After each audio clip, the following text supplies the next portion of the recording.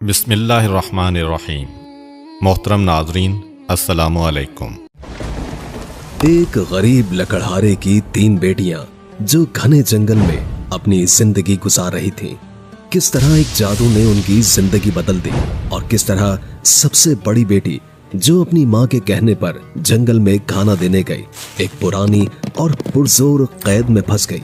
लेकिन सबसे छोटी बेटी ने अपनी नेक दिली से न सिर्फ अपनी बहनों को कैद से आजाद करा दिया, बल्कि पूरी सल्तनत को भी एक जादू से आजाद किया। और किस तरह से उसकी शादी एक खूबसूरत शहजादे से होगी। कहानी बहुत ही मजेदार होने वाली है, तो वीडियो को आखिर तक लाजमन देखें। एक दफा का जिक्र है कि घने खूबसूरत जंगल के दरमियान एक लकड़हारा अपनी बीवी और 3 बेटियों के साथ रहा करता था। वो हमेशा बहुत खुश रहते। लकड़हारा हर रोज जंगल में जाकर लकड़ियां काटता और उन्हें गांव में बेचकर रोजी कमाता।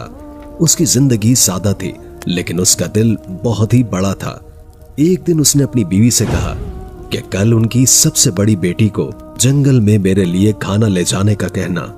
काम बहुत बढ़ गया है और देर हो जाएगी, इसलिए बेहतर है कि वो खाना लेकर आ जाए। और अगले दिन बड़ी बेटी ने एक छोटी सी टोकरी में रोटी, पनीर और यखनी का एक प्याला रखा, जिससे ताजा खुशबू और धुआं उठ रहा था, और वो जंगल की तरफ रवाना हो गई। जंगल बहुत घना था।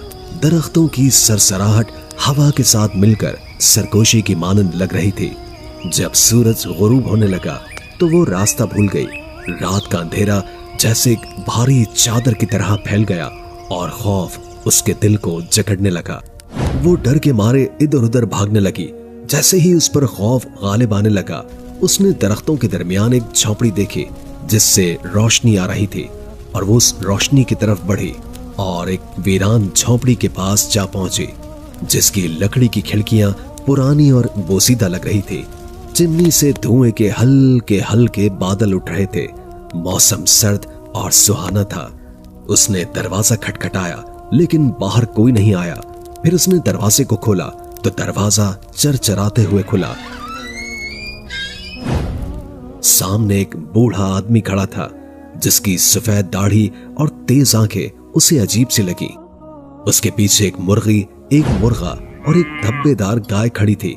उनकी आंखें मोमबत्ती की मध्यम रोशनी में चमक रही थी। लड़की ने अदब से कहा, मोहतरम बुजुर्ग, मैं रास्ता भटक गई हूँ, क्या मैं रात यहाँ गुजार सकती हूँ? बूढ़ा आदमी जानवरों की तरफ मुड़ा और पूछा, क्या हम इसे अंदर आने दें? जानवरों ने सर हिलाया तो वो बोला, तुम यहाँ रह सकती हो, लेकिन पहले तुम्हें खाना तैयार करना होगा। सबसे बड़ी बेटी ने खाना तैयार किया और बूढ़े के सामने एक भाप उड़ाती हुई प्लेट रखी। लेकिन जब वो खुद खाने बैठी तो उसने जानवरों को नजरअंदाज कर दिया, जो भूख के मारे उसे देख रहे थे। रात को जब उसने सोने के लिए बिस्तर मांगा तो बूढ़े आदमी ने सीढ़ियों की तरफ इशारा करते हुए कहा, तुम ऊपर जाकर सो सकती हो। लड़की शुक्रिया अदा करती हुई सीढ़ियां चढ़ने लगी। जैसे ही वो बिस्तर पर पहुंची, एक तेज चरचराहट की आवाज आई और अचानक फ्लैट के नीचे एक दरवाजा खुला और वो एक खौफनाक चीख के साथ अंधेरे में गिर गई। अगली सुबह जब माँ ने हैरानी का इजहार किया कि उसकी बेटी वापस क्यों नहीं आई, तो उसने अपनी दूसरी बेटी को खाना देने के लिए भेजा। वो भी सूप और गर्मा गर्म रोटियां और चावल लेकर अपने बाप की तरफ चल पड़ी। वो भी रास्ता भटक गई और उसी झोंपड़ी तक जा पहुंची। उसने भी खाना तैयार किया, लेकिन जानवरों को नजरअंदाज कर दिया, और जब वो रात को बिस्तर पर गई तो वो भी उसी तरह अंधेरे में गिर गई। तीसरे दिन लकड़हारे की सबसे छोटी बेटी, जो इंतहाई नेक दिल और मेहरबान थी, अपने वालिद का खाना लेकर रवाना हुई। जंगल के दरख्त सरगोशी कर रहे थे और उनके साए पुरस्कार और लंबे थे, लेकिन वो बहादुरी के साथ आगे बढ़ती रही। जब शाम का अंधेरा फैलने लगा तो उसने भी वही वीरान झोंपड़ी देखी और उस झोंपड़ी की तरफ चल पड़ी। तारों भरा खूबसूरत आसमान था। रात सर्द थी। वो दरवाजे पर पहुंचे तो उसी बूढ़े आदमी ने दरवाजा खोला और सबसे छोटी बेटी ने उसे एक गर्मजोशी से भरी मुस्कुराहट के साथ सलाम किया। मोहतरम बुजुर्ग, मैं रास्ता भटक गई हूँ, क्या मैं रात यहाँ गुजार सकती हूँ? बूढ़े आदमी ने एक बार फिर अपने जानवरों की जानिब देखा और पूछा, क्या हम इसे अंदर आने दें? जानवरों ने हाँ में जवाब दिया और बूढ़े आदमी ने कहा, हाँ तुम रुक सकती हो, मगर पहले तुम्हें रात का खाना तैयार करना होगा। छोटी बेटी फौरन काम में लग गई। उसने खुशबूदार जड़ी बूटियां काटी, हांडी में चम्मच चलाया, गर्मा गर्म सूप तैयार किया और रोटी पकाई, यहाँ तक कि पूरा घर खुशबू से भर गया। जब खाना तैयार हो गया तो उसने बूढ़े आदमी के सामने खाने की प्लेट रखी, मगर बैठने से पहले उसकी नजर मुर्गा, मुर्गी और धब्बेदार गाय पर पड़ी, जो उम्मीद भरी निगाहों से उसे देख रहे थे। तुम लोग भी भूखे हो? वो खुशदिली से बोली और फिर उसने परिंदों के लिए दाना बिखेर दिया और गाय के सामने ताजा घास रखी। गाय ने मोहब्बत से अपना सर उसके बाजू से रगड़ दिया, जैसे शुक्रिया अदा कर रही हो।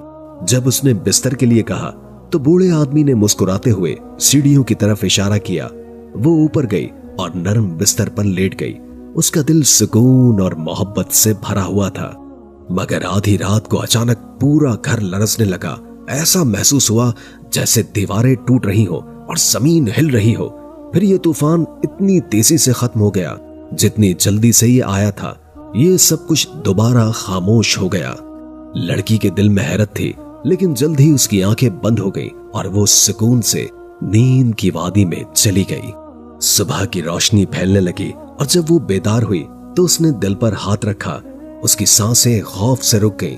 वो झोंपड़ी अब मौजूद नहीं थी, बल्कि उसकी जगह एक अजीमो शान महल था, जहां सुनहरी फानूस चमक रहे थे, संगमरमर के फर्श चमक रहे थे और ऊंची दीवारों पर रंगीन शीशे की खिड़कियां रोशनी बखेर रही थीं।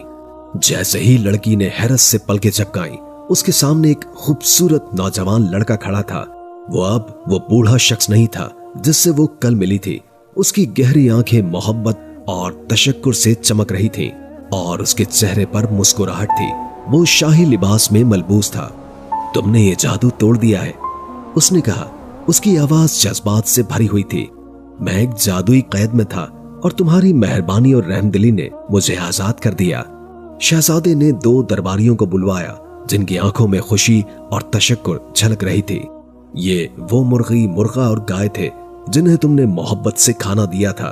उसके बाद शहजादे ने अपने वजीर को बुलाया, जो एक मेहरबान चेहरे वाला खिदमतगुजार था, और बताया कि ये वो गाय है जिसे तुमने ताजा घास दी थी। हम वो जादुई जानवर थे, लेकिन तुमने हम पर वो मेहरबानी की जो कोई और नहीं कर सका, इसलिए हम अपनी असल शक्ल में वापस आ गए हैं। शहजादा झुककर बोला, तुमने हमें बचा लिया है और मैं चाहता हूं कि तुम हमेशा मेरे साथ रहो। उसके हुक्म पर पैगामात पूरे मुल्क में फैल गए और लड़की के वालिदैन को महल बुलवाया गया। जब वो पहुंचे तो उनकी आंखों में हैरत थी। उनकी बेटी, जो कल तक सादा लिबास में थी, आज शाही लिबास में मलबूस थी और शहजादे के साथ खड़ी थी। शहजादा उनके सामने झुक गया, दिल में इज्जत और अकीदत रखते हुए। आपकी बेटी ने मुझे एक ना खत्म होने वाले दुख से निजात दिलाई है, उसने संजीदगी के साथ कहा। अगर आपकी इजाजत हो तो मैं इसका हाथ मांगना चाहता हूं। लकड़हारा और उसकी बीवी, जिनकी आंखों में खुशी के आंसू थे, अपनी बेटी को गले लगाकर राजी हो गए। शहजादे ने अपने शाही मुहाफिज की तरफ देखा और मजबूत लहजे में कहा, खुदगरज बहनों को वो सबक सिखाना होगा जो उन्होंने कभी ना सीखा। चुनाचे बड़ी और दरमियानी बहनों को एक घने जंगल में भेजा गया, जहां उन्हें एक कोयले की कान में लगा दिया गया। वहां वो उस वक्त तक रहेंगी जब तक कि इनके दिलों में नरमी और आजिज़ी ना आ जाए। सबसे छोटी बहन शाही लिबास में मलबूस होकर महल की शहजादी बन गई। उसकी शादी का जश्न इतना शानदार था कि कई रोज तक जारी रहा और पूरे मुल्क में खुशी की लहर दौड़ गई। और आखिरकार उनकी बहनों के दिल में भी नरमी और रहम आ गया और वो भी महल वापस आ गई और यूं ये सब खुशी के साथ रहने लगे। नाजरीन, आपने ये कहानी देखी कि किस तरह बड़ी बहनों ने जानवरों को नजरअंदाज किया और सिर्फ अपने मफाद के बारे में सोचा। उन्होंने अपने आप को और अपने आसपास के लोगों को तकलीफ में डाला, लेकिन सबसे छोटी बहन ने न सिर्फ अपनी बहनों का ख्याल रखा बल्कि जानवरों को भी नजरअंदाज नहीं किया। उसने सबके लिए मोहब्बत और मेहरबानी का मुजाहरा किया और उसके उस अमल ने उसे बहुत बड़ा इनाम दिलवाया और वो झोंपड़ी से निकलकर एक बहुत बड़े महल की मलका बन गई। इस कहानी से हमें ये सीखने को मिलता है कि हमें अपनी जिंदगी में सिर्फ अपने बारे में नहीं बल्कि दूसरों का भी ख्याल रखना चाहिए। चाहे वो इंसान हो या जानवर, हर किसी के साथ हुस्न सलूक करना चाहिए। इस तरह हम न सिर्फ अपनी तकदीर बदल सकते हैं बल्कि दूसरों की जिंदगियों में भी बेहतरी ला सकते हैं।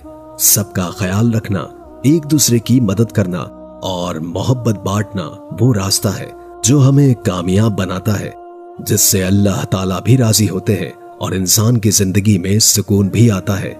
तो अगर वीडियो पसंद आई हो तो इसको अपने दोस्तों के साथ शेयर करें और चैनल को सब्सक्राइब करें ताकि नई आने वाली हर वीडियो आपको मिलती रहे।